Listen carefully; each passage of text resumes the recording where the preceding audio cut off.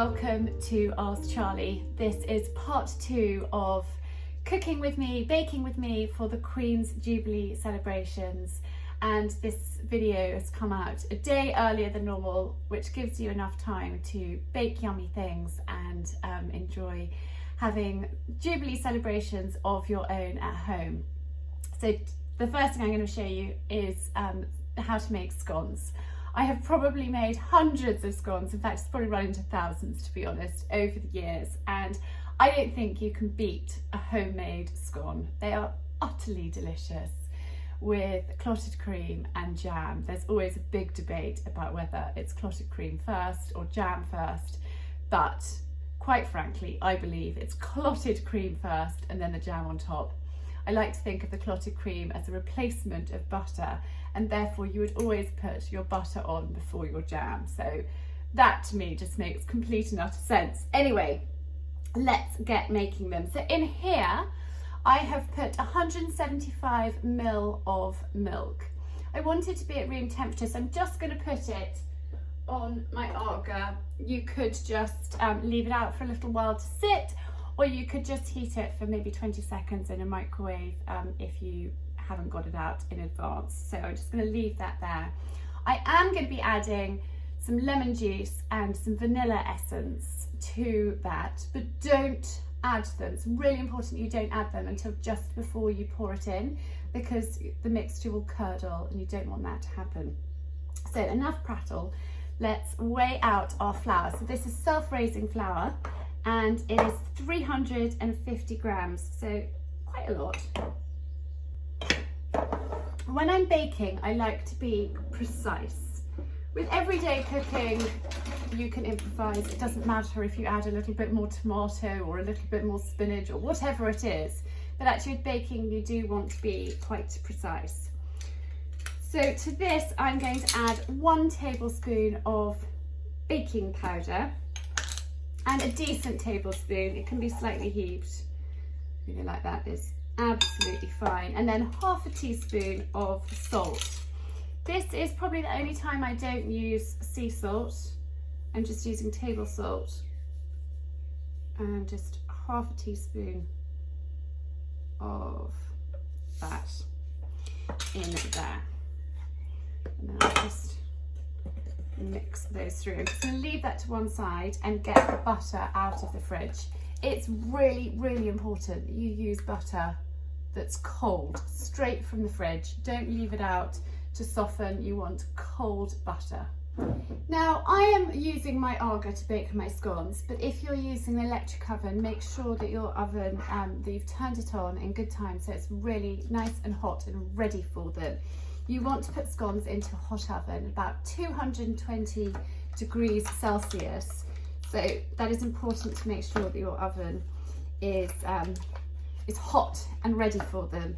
I'm not very good at reminding you to turn your oven on and preheat it, because 99% of the time I am cooking on my AGA, which doesn't need to be preheated. But when you're making scones, and actually I learnt this the hard way, I was doing a sort of charity bake-a-thon, as many scones as I could make in 2 hours, and actually opening and closing the AGA door, the temperature dropped, so I did have to use my electric module. So you do want your AGA to be well up to temperature.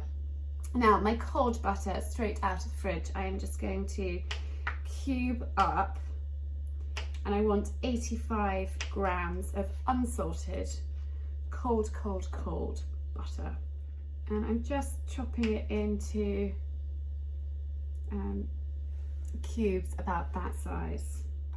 I was chatting to a friend the other day actually about scones, and he didn't know that you can freeze them. So again, this is something that that can be done, you know, in advance if you're having a garden party or whatever, or you make too many scones and you have leftover. I mean, I'm not sure we ever have leftover scones in this house, but if you did have leftover, you could put some in the freezer and they freeze really very, very well. So I've got my butter there and my mixture here. Now I'm a little bit peculiar and I like to be taller when I am doing this. So I've got our naughty step. It does actually say naughty step on it. I don't know if you can see because it's in white, but I stand on the naughty step to do things like crumble and mix scones, which is very peculiar, but it's how I like to work. So just adding that in, and then you'll see why. I just feel like I've got, I mean, I will stand up, but I've got, my hands are in a better position, whereas if I'm down here and working like that, I find it really gets me in the arms. I need to be a bit taller, so that's where the naughty step comes invaluable. You will get mucky, but to make the best scones, you need to do it by hand. You can do it in a Magimix, but I don't recommend it. It's much better to do scones by hand, and you get much more cloud-like scone. I find if you do them in a machine, they tend to be a bit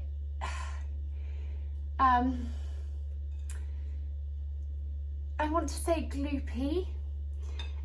They're just not, they don't sort of fluff up. They're not as light and as delicate. A scone should be light, it should be delicate, it should not melt in the mouth, but it just needs to have that sort of lovely, lovely texture. I used a, I'm trying to think of the word, a Thermomix. Now I don't have a Thermomix, but I have used one. I have had one for a little while to sort of try out. And they are great, and the lady that gave it to me was like, they make the best scones. And so we tried, and we were very, very, very disappointed, because you can't beat making them by hand, and it's a little bit of a labour of love, but sometimes you have to put the effort in to get a really, really good result. Now I said that there was a car earlier, but actually I'm realising that was a lovely... Girls! Shush! It's Simon, and he's out with a Labrador. Anyway, so I am just rubbing this really delicately, and the bits of butter I'm just sort of squidging through my fingers, and you don't want to squeeze it, you want to just do this sort of movement. And just very, very delicate and light. Oh, I know exactly what's happened. A neighbour has got 2 boys, and they like to come and visit. And they are in the garden, so we've got 2 overexcited dogs, male dogs in the garden, getting very excited about our female dogs. And Bonnie likes to run off to visit the boys, which drives me completely bonkers, because if I turn my back on her for a second, she's down visiting the boys. She's a bit of an old tart, to be honest. So we are making progress, and while I am chatting to you, and it's just, you just need to take your time. You don't want to rush, but just do make sure you don't squeeze it. This is how I got into cooking, making, started off making crumble topping for Mum, and then making scones. And there's something great fun actually about getting your hands in there and just getting them mucky. It's very, very delicate. Now that has taken about 5 minutes to get it all worked through together. So you want to have like fine crumbs. You don't want to have any lumps of butter in there. And so then just rub it off your hands as much as you can get off. And then I'm going to give these a quick rinse before we do the next bit. Now I have just got everything ready. So I have got my blue mat that I roll out on, I find that it's easier to use a blue mat, and I'll show you why, and I'll talk you through that in a minute. And these mats I have just got on Amazon. They're silicone, they're reusable, they are excellent. I need to add 3 tablespoons of caster sugar into this. I don't add the sugar in when I am working the butter through. I add the sugar in afterwards. And then I'm just going to use a knife.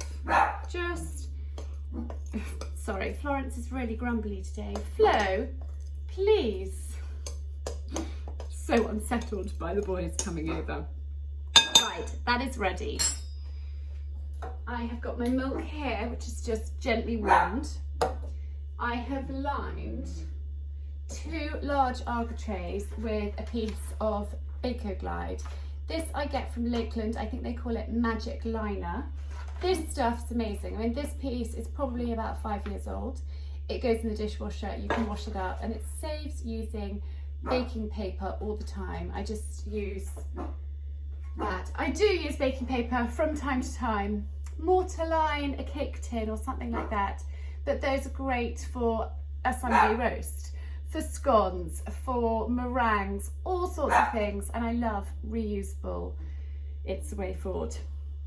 Now, we need to add our vanilla extract, half a teaspoon into the milk. And remember, don't do this until you're just about to use it. Really important, because it will curdle. And then a squeeze of lemon juice. I've just squeezed that lemon. I'm just going to put a little bit, literally, like a squeeze. I just don't want any piss. And then make a little bit of a hole. Make your hole and then just pour that in to the center. And then using a knife, and it's really important to use a knife, just, and I know it might sound silly, but I like to use a cold knife. I don't put it in the fridge, but I make sure that, you know, it hasn't been somewhere hot or just come out of the dishwasher. Just work your knife through to mix it till it starts to form a ball of dough. It will be quite wet, it will be quite sticky, but that's fine. Once we've worked it all in, it should be exactly the right consistency. You may need to add a touch more flour, but we go by eye and we go by feel. And so that's sort of something that you just have to learn. So I've also got my cutter prepared, and you want to make sure that you've got everything you need for this, like to hand, and you're ready. You're not faffing with oven trays. I've got those ready.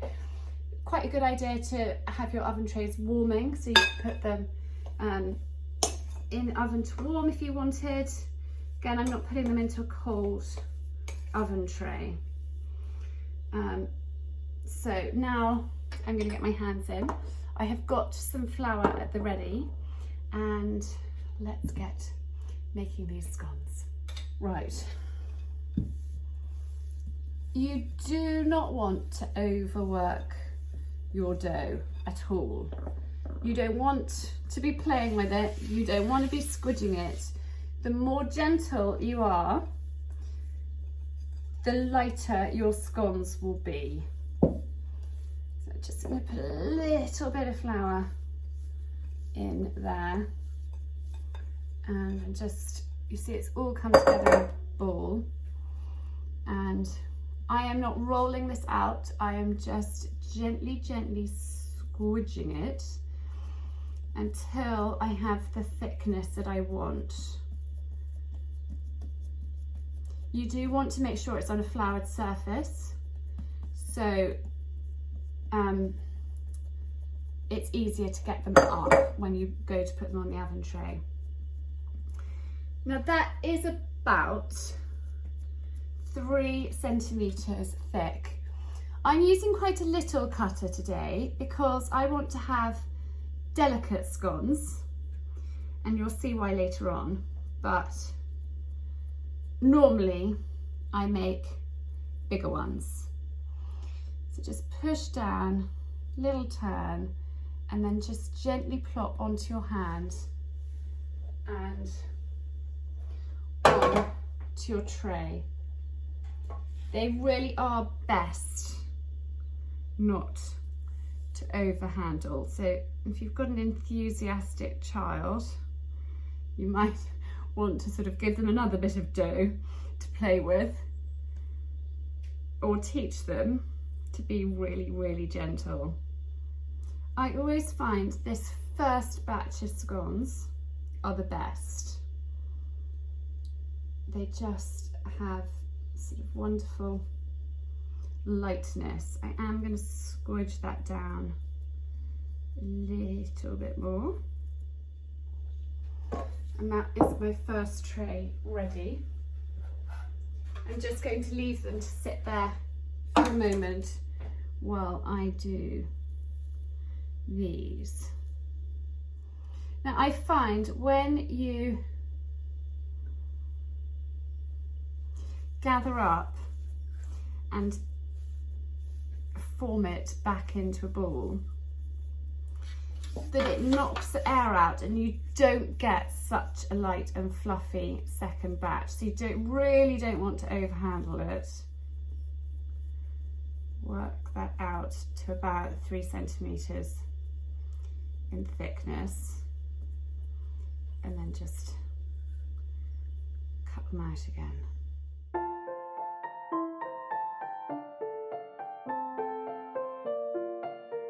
Now, one of the great things about these mats is you can just gather up, shake the excess flour over the sink or bin, and you've got a relatively clean surface. Crack an egg, give it a little bit of a whisk with a fork.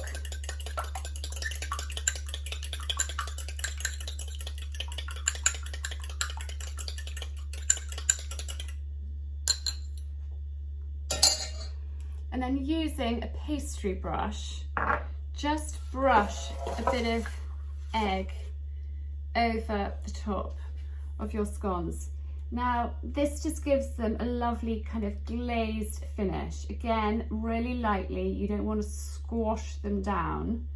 You could use milk instead, but I think using the egg, you get a better glaze. It just gives them a lovely sheen. If you don't, I mean, you don't have to bother doing this part at all, but your scones look a little bit dull and lifeless. So just give them a very gentle brush over. And the same with the second tray.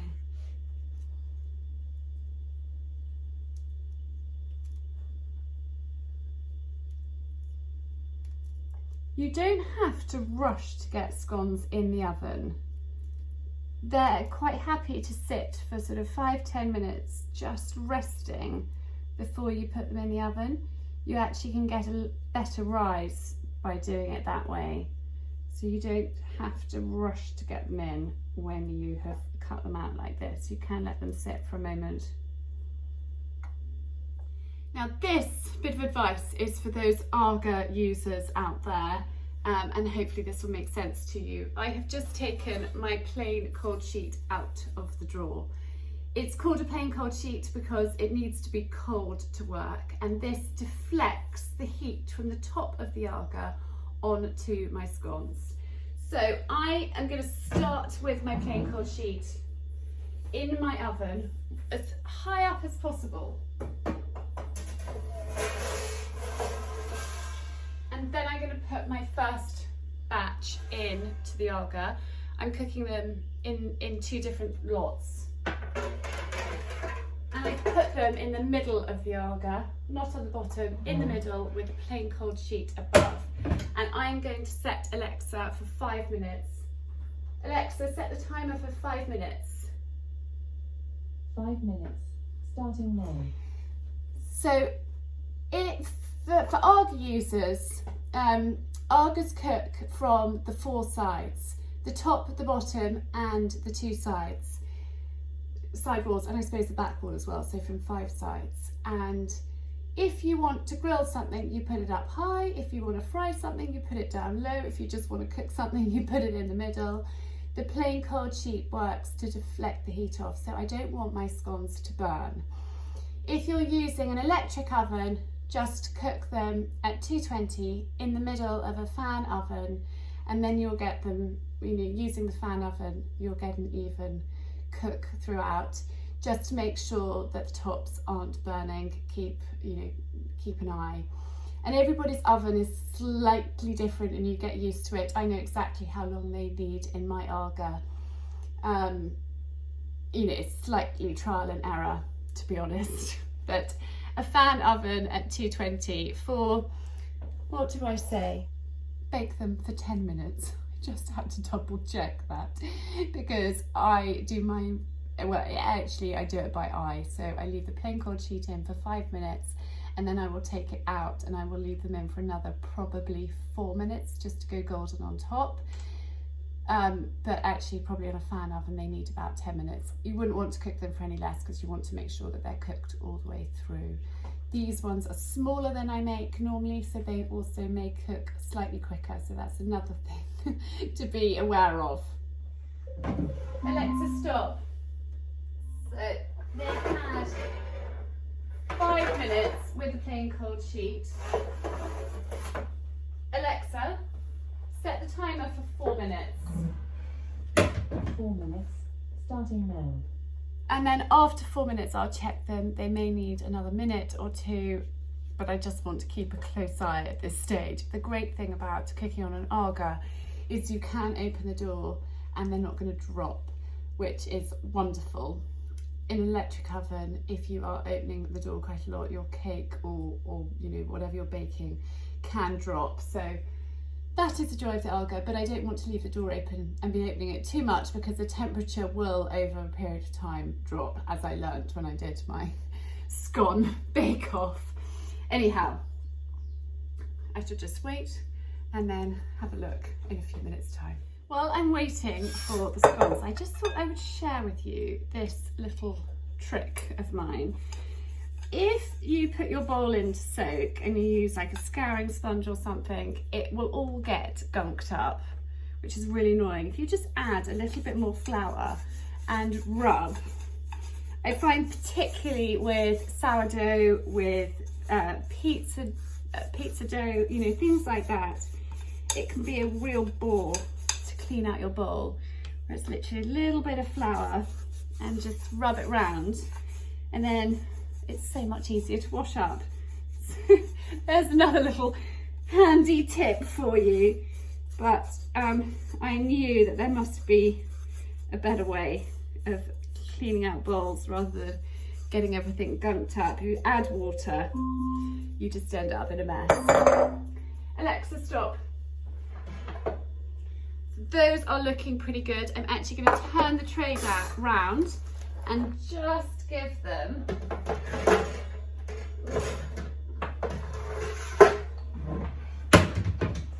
about, well, less than a minute turned around. My AGA doesn't bake perfectly evenly, so actually I'll often turn my tray round, or whatever it is, a cake or something, just turn them around just so they are then evenly cooked. So I shall just tip this away and wash this up. So those are ready and done. I'm going to leave them there and put my other tray in quickly while I've got the oven open. And slide that in. Alexa, set the timer for 5 minutes. I'm being careful because that is hot. I have got asbestos fingers. I'm just going to lift these out to cool on my wire rack. I've just taken the second tray out of the AGA and I want to show you what happens, which is why I don't like the sort of second batch so much, because that was the last one that I did, and that's because it was handled a little bit much. it just hasn't risen. It's just knocked the air out of it. So you can see the difference between the first batch and the second batch. They're not all like this. I mean, look, that one is pretty good, but there is, that one's got a little bit flat too. They'll still taste delicious, but they won't be quite as light and quite as fluffy. So that's what happens when you overwork them. I mean, really look at the difference. And that is the same dough. So that shows you. There, they all are.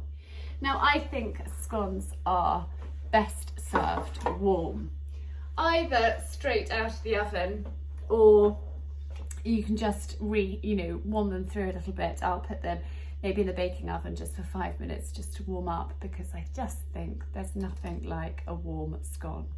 Simon's actually popped home, and I think he might like to sample one in a minute.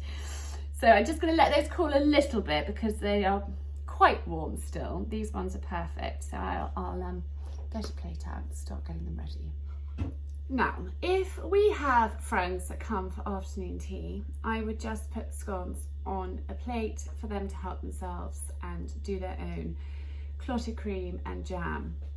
But I'm actually going to get these ready and put them on a plate, sort of ready done for a tea party, because actually if you've got more than a few people, you don't want them all sort of diving in. It's better if you've actually just got your scones pre-done, and that is what we're going for today. So I'm just using a serrated knife, and normally if you are eating a scone for afternoon tea, you wouldn't use a knife. You actually are supposed to break it with your hand, but I want these to have a nice edge, like that. And look how they are inside, just lovely and light and delicious. Now let's talk about clotted cream. To me, the best, well, I say the best that most people can get their hands on is Rhoda's classic Cornish clotted cream. Is the best that I can get when I'm up here in Sussex.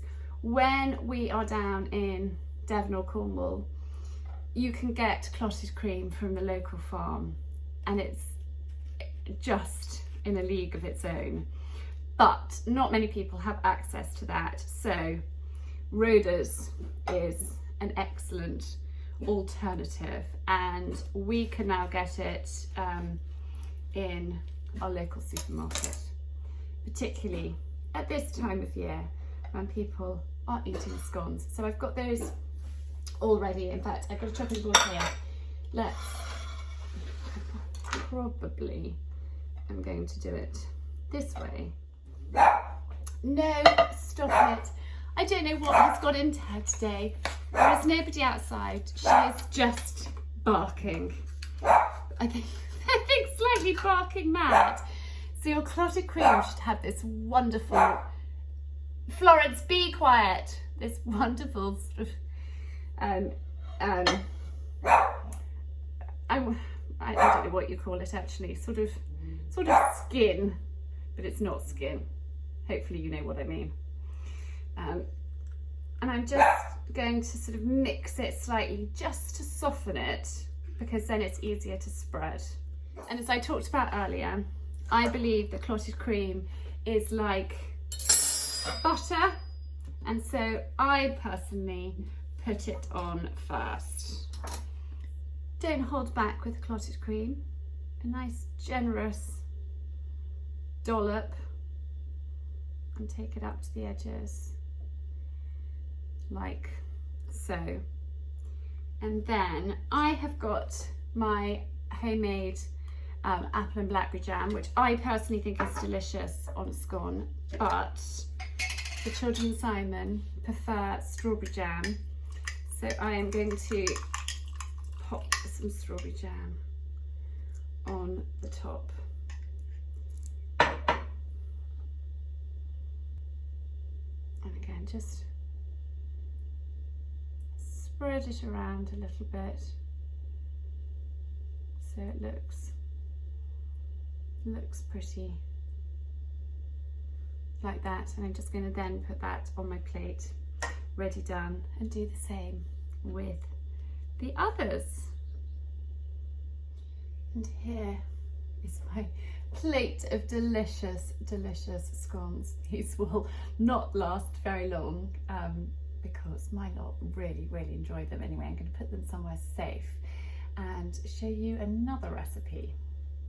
We are now going to make the Queen's favourite chocolate biscuit cake. Now this is again one of Darren McGrady's recipes, and it's so loved by Prince William that he had it as his cake for his groom's cake for his wedding. So I haven't made this before, but we're going to do it together and hopefully it works out well and is utterly delicious.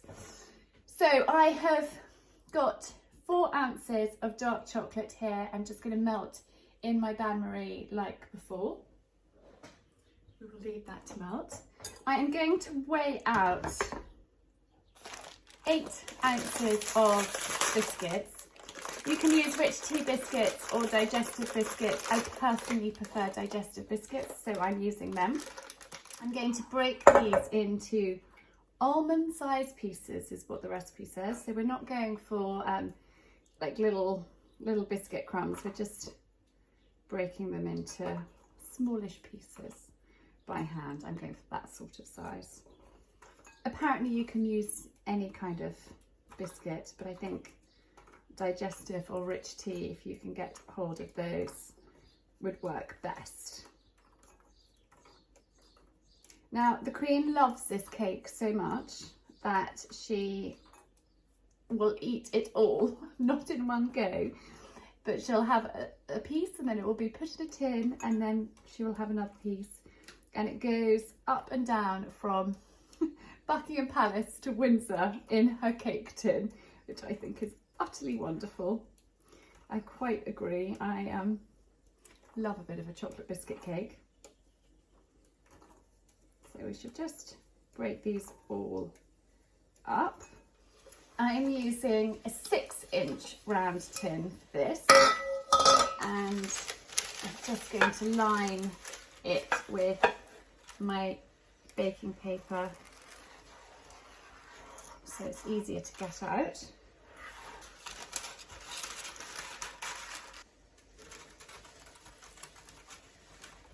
Pop the bottom in, and then again I'm just going to grease the sides.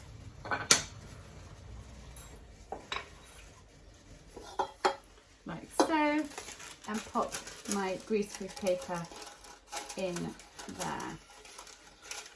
It does seem like quite a small tin, but it's what the recipe said, so I'm following it and hopefully it works out all right. So I'll pop that to one side, and then I'm just going to measure out the butter and sugar. 4 ounces of softened unsalted butter.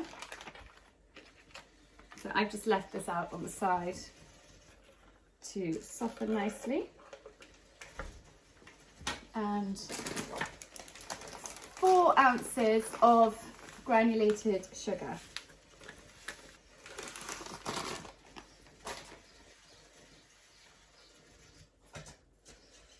The chocolate is melting nicely, and I have got my hand whisk and gently combine these together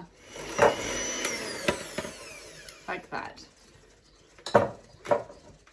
The chocolate has all melted, so let's just take that off the heat. Face full of steam, and you've got to be careful. I have got asbestos fingers, but you might need to use a tea towel or something so you don't burn yourself. So I've got my melted chocolate there and my butter and sugar here, and we are going to add in the chocolate. I will use a tea towel. Just add that in, scrape it all out. Oh, how I love chocolate. and then add in 1 whole egg. Voila. And then I'm just going to gently combine these together, and then add in the chocolate biscuits. Like so.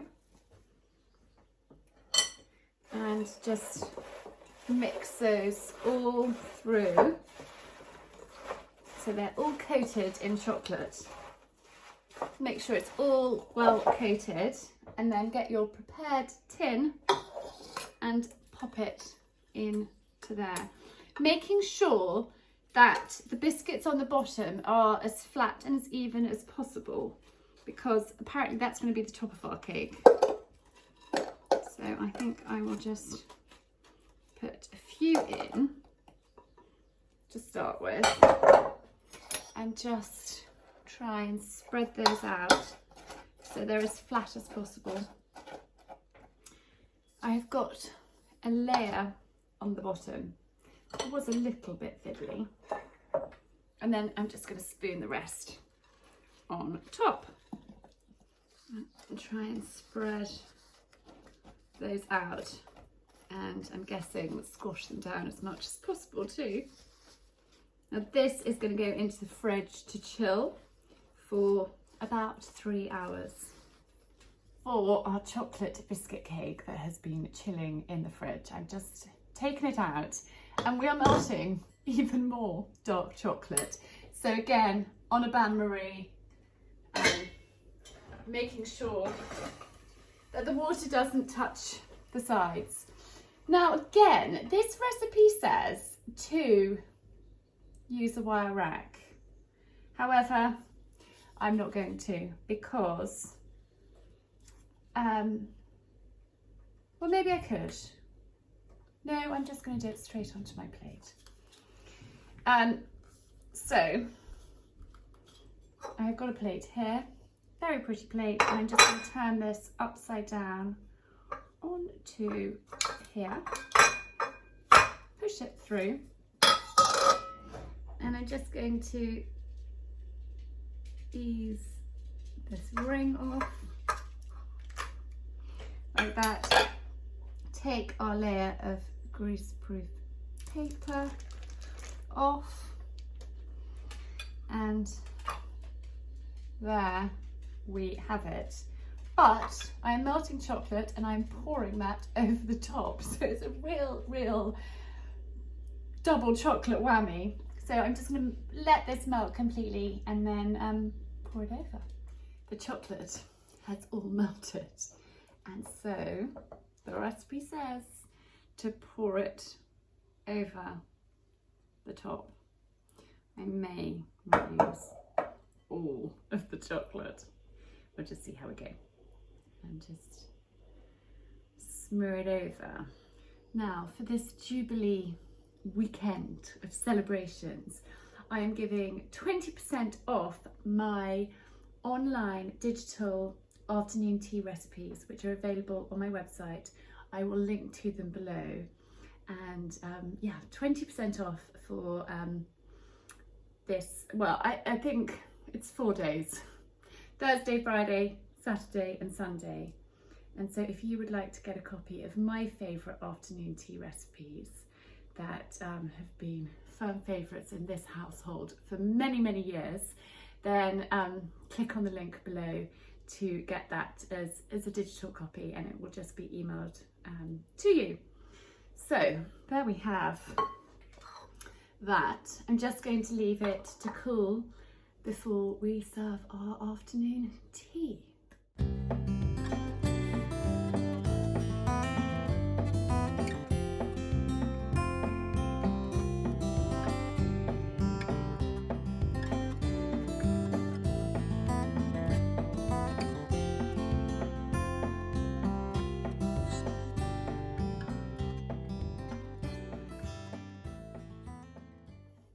I think it's always lovely to have a little jug of flowers picked from the garden on the table. We still have a barking dog, sorry about that. But I think these alliums are just gorgeous. I love alliums, and it's just a different variety. They look so different, but I love how they just come up year after year. The catmint smells heavenly, and I've just added a little bit of greenery in there. So I'm going to take these out to our table and enjoy them.